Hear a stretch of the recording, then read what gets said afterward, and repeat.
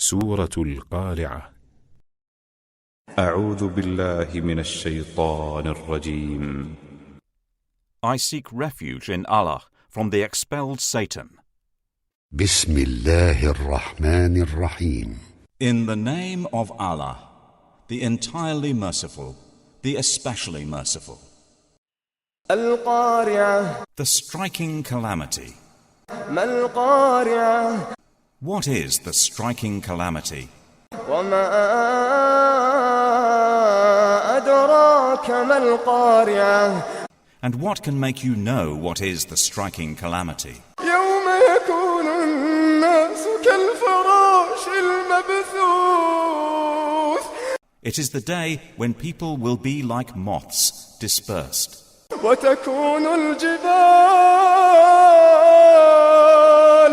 وتكون الجبال كالعهن المنفوش. And the mountains will be like wool fluffed up. فأما من ثقلت موازينه.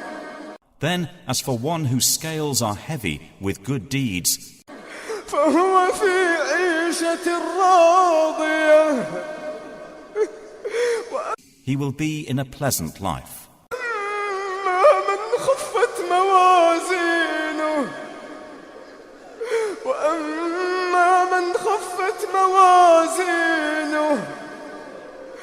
وأما من خفت موازينه But as for one whose scales are light,